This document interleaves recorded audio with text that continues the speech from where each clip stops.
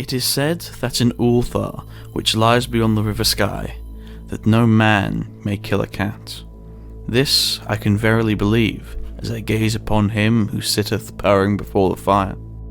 For the cat is cryptic, and close to strange things which men cannot see. He is the soul of antique Egyptus, and the bearer of tales from forgotten cities in Meroe and Ulthar. He is the kin of the jungle's lords, and heir to secrets of hoary and sinister Africa. The Sphinx is his cousin, and he speaks her language, but he is more ancient than the Sphinx, and remembers that which she hath forgotten. In Ulthar, before ever the burgesses forbade the killing of cats, there dwelt an old cotter and his wife, who delighted to trap and slay the cats of their neighbours. Why they did this I know not, save that many hate the voice of the cat in the night, and take it ill that cats should run stealthily about yards and gardens at twilight. But, whatever the reason, this man and woman took pleasure in trapping and slaying every cat which came near to their hovel, and from some of the sounds heard after dark, many villagers fancied that the manner of slaying was exceedingly peculiar. But the villagers did not discuss such things with the old man and his wife, because of the habitual expression on the withered faces of the two, and because their cottage was so small and so darkly hidden under spreading oaks at the back of a neglected yard. In truth, much as the owners of cats hated these odd folk, they feared them more. Instead of berating them as brutal assassins, merely took care that no cherished pet or mouser should stray towards the remote hovel under the dark trees. When through some unavoidable oversight a cat was missed, the sounds heard after dark, the loser would lament impotently, or console himself by thanking fate that it was not one of his children who had thus vanished. For the people of Ulthar were simple, and knew not whence it is all cats first came. One day, a caravan of strange wanderers from the south entered the narrow, cobbled streets of Ulthar. Dark wanderers they were, and unlike the other roving folk who passed through the village twice every year. In the marketplace, they told fortunes for silver and bought gay beads from the merchants. What was the land of these wanderers none could tell, but it was seen that they were given to strange prayers, and that they had painted on the sides of their wagons strange figures with human bodies and the heads of cats, hawks, rams, and lions. And the leader of the caravan wore a headdress with 2 horns and a curious disc betwixt the horns. There was in this caravan a little boy with no father and no mother, but only a tiny black kitten to cherish. The plague had not been kind to him, yet had left him this small furry thing to mitigate his sorrow. And when one is very young, one can find great relief in the lively antics of a small black kitten. So the boy, whom the dark people called Meanies, smiled more often than he wept as he sate playing with his graceful kitten on the steps of an oddly painted wagon. On the 3rd morning of the wanderer's stay in Ulthar, Meanies could not find his kitten, and he sobbed aloud in the marketplace. Certain villagers told him of the old man and of his wife, and of the sounds heard in the night. And when he heard these things, his sobbing gave place to meditation, and finally to prayer. He stretched out his arms towards the sun, and prayed in a tongue no villager could understand, though indeed the villagers did not even try very hard to understand, since their attention was mostly taken up by the sky and the odd shapes that the clouds were assuming.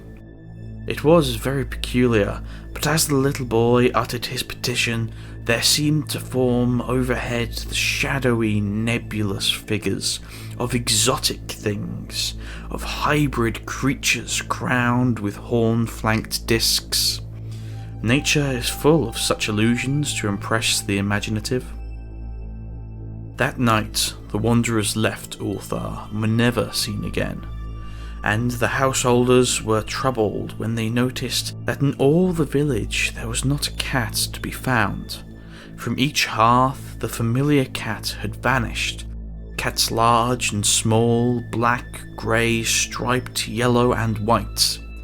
Old Crannon, the burgomaster, swore that the dark folk had taken the cats away in revenge of the killing of Meanie's kitten, and of the cursed caravan and the little boy. But Nith, the lean notary, decided that the old cotter and his wife were more likely persons to suspect, for their hatred of cats was notorious and increasingly bold. Still, no one durst complain to the sinister couple, even when little Atle, the innkeeper's son, vowed that he had at twilight seen all the cats of Ulthar in that accursed yard under the trees, pacing very slowly and solemnly in a circle around the cottage, two abreast, as if in performance of some unheard of rite of beasts. The villagers did not know how much to believe from so small a boy, and though they feared that the evil pair had charmed the cats to death, they preferred not to chide the old cotter till they met him outside his dark and repellent yard. So Ulthar went to sleep in vain anger, and when the people awaked at dawn, behold! Every cat was back at his accustomed hearth. Large and small, black, grey, striped, yellow and white, not one was missing. Very sleek and fat did the cats appear, and sonorous with purring content. The citizens talked with one another of the affair, and marvelled not a little. Old Crannon again insisted that it was the dark folk who had taken them, since the cats did not return alive from the cottage of the ancient man and his wife. But all agreed on one thing, that the refusal of all the cats to eat their portions of meat and drink their sources of milk was exceedingly curious. And for 2 whole days the sleek, lazy cats of Ulthar would touch no food, but only doze by the fire or in the sun. It was fully a week before the villagers noted that no lights were appearing at dusk in the windows of the cottage under the trees. Then the lean Nith remarked that no one had seen the old man or his wife since the night the cats went away. In another week, the burgomaster decided to overcome his fears and called the strangely silent dwelling as a matter of duty, though in doing so, he was careful to take with him Shang the blacksmith and Thule the cutter of stone as witness. And when they had broken down the frail door, they found only this: 2 cleanly picked human skeletons on the earthen floor, and a number of singular beetles crawling in the shadowy corners. There was subsequently much talk amongst the burgesses of Ulthar.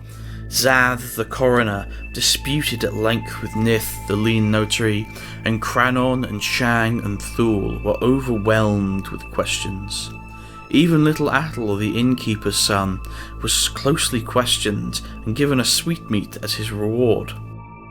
They talked of the old cotter and his wife, and of the caravan of dark wanderers, of small Meanies and his black kitten, of the prayer of Meanies, and of the sky during that prayer, of the doings of the cats on the night the caravan left, and of what was later found in the cottage under the dark trees in the repellent yard. And in the end, the burgesses passed that remarkable law, which is told of by traders in Hatheg and discussed by travellers in Nir, namely, that in Ulthar, no man may kill a cat.